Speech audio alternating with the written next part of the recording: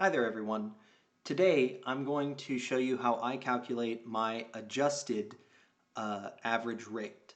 Now the state gives us an epi curve and down here they give us the average rate of new COVID-19 cases per 100,000 county residents over the last 14 days.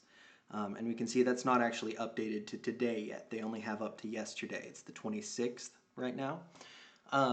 And in a different video, I went over how to get this number, okay? And actually how to show this graph in Excel. But one thing that I always like to put out there is an adjusted rate. And the adjusted rate that I put out takes into account the fact that some of those cases are not really community spread. Some of those cases are located within long-term care facilities like nursing homes.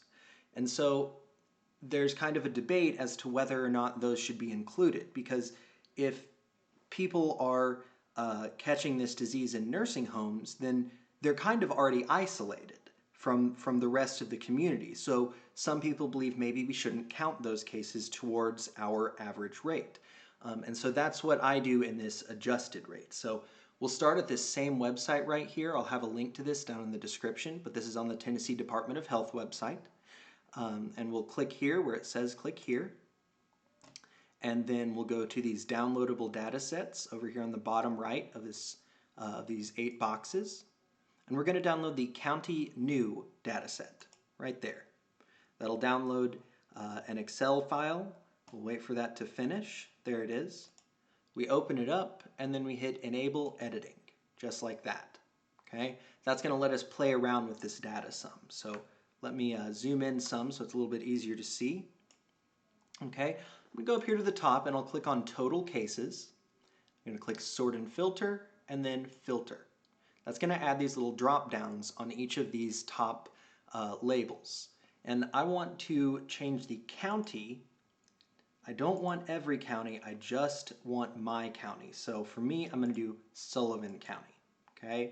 And then we really only want the last 14 days. So I'm going to get rid of most of these months except for July. Hit OK. And now we have some much more usable data. Okay. So I'm going to start here. I'm really paying attention to the new cases. So I definitely want this column. And I'm going to keep the date with it. So I'll just take all 4 of these. And so that's 1, 2, 3, 4, 5, 6, 7, 8, 9, 10, 11, 12, 13, 14 days. I will right click and copy that. And then I'm going to make a new sheet down here at the bottom. I just clicked the plus for a new sheet. And I'm going to right click and paste.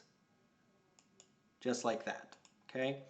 Now we can actually get rid of the Sullivan line, and we actually can also get rid of this line. This is the total amount of cases that have happened, but we're really only interested in the new cases happening over the last 14 days. Total cases counts people that have recovered already and things like that. It's just how many cases have there been overall, and that's not as relevant to us.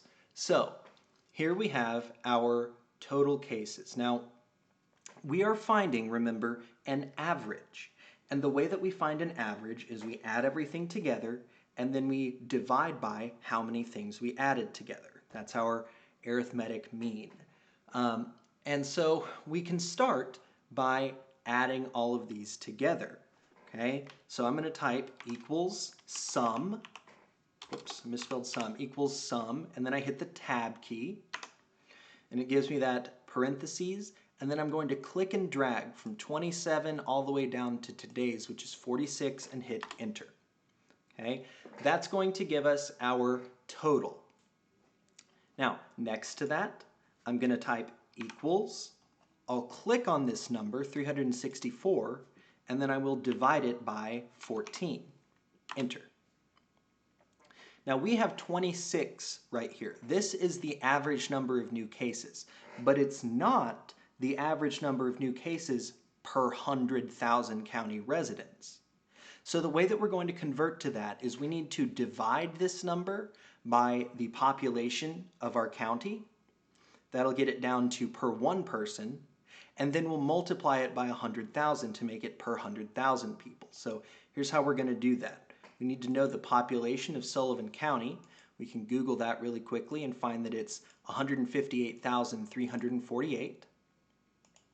And so here's what I'm going to do. I'm going to say in this one next to it equals 100,000 divided by 158,348. Okay, that gives us a nice proportion we can use. And then in this one, we're going to type equals, click on the 26, times, click on that 0.63 and hit enter. And this is that average rate, but it's still not the adjusted average rate. Okay, this is our average rate. This is the number that we would see on the state's EpiCurve website. But what I'm going to do today is go a step further.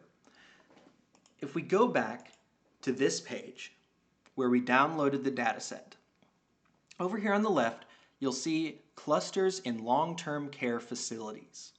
If we click on that, it'll take us to this page, okay? And it's got all of these different long-term care facilities, assisted living, nursing home, things like that. And we want the ones in Sullivan County. So if I click on the search bar and I type in Sullivan, it'll bring up just the ones in Sullivan County. There's 4 nursing homes where there have been coronavirus cases. Okay, in this one, the Christian Care Center of Bristol, there's 27 residents with cases and 20 staff with the cases. Okay, don't go off of these numbers at the bottom. They don't update when you search. So this 1,009, that's not 20 plus 3 plus 8 plus 2. That is not 1,009. The 1,009 is the total for the entire data set. So we're going to add these by hand. Okay, so 27 residents here, no residents in the other ones. 20 staff here, 3 staff, 8 staff, and 2 staff in the other ones. Okay, 27 and 3 makes 30. 30 and 20 makes 50. 8 and 2 makes 10. 50 and 10 makes 60. So there are 60 people in these long-term care facilities, these nursing homes. There are 60 staff and residents combined. And those are the ones that some people are saying maybe those shouldn't count. Maybe we should take those out of the data set. So here's what we'll do. We're going to come back here to our sum, our total of all of these. And in the line below it, we're going to type equals, then I'll click this number, and I'm going to type minus 60. Okay, so it took away those 60 people that we maybe don't want to count. Okay, now, because of the way we've set up all of this, we can just click on each one and grab this little box right here in the bottom right corner, drag it down. Click that. Drag it down. Click that, drag it down. And this number is our adjusted rate. Okay, so this number is our average over the last 14 days if we pretend that none of these 60 people were in that average. Now there's some issues with this, okay? For one, maybe the State Department knows about more clusters that we don't know about. We only get to know about the ones that are publicly reported, but there could be more clusters that they know about that we don't, okay? For 2, it's worth mentioning that a cluster is closed once 28 days have passed since the last exposure to a case within the facility, and they give us this example calendar, which we'll talk about in a second. So what exactly does that mean? Why is that an issue? Well, how many days does it say? 28. And how many days do we care about? 14. See why this might cause problems.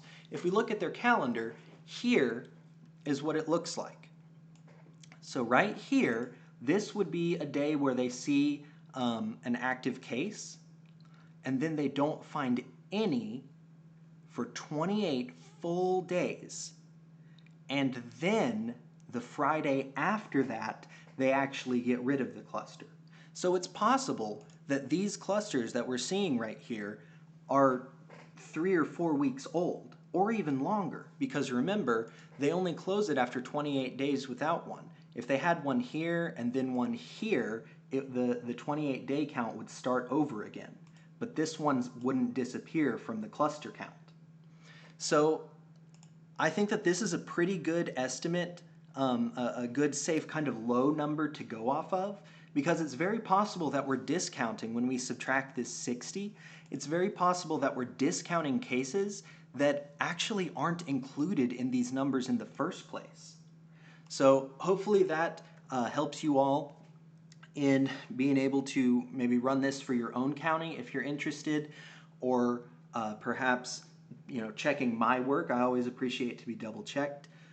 For now, everyone, please stay safe and wear a mask.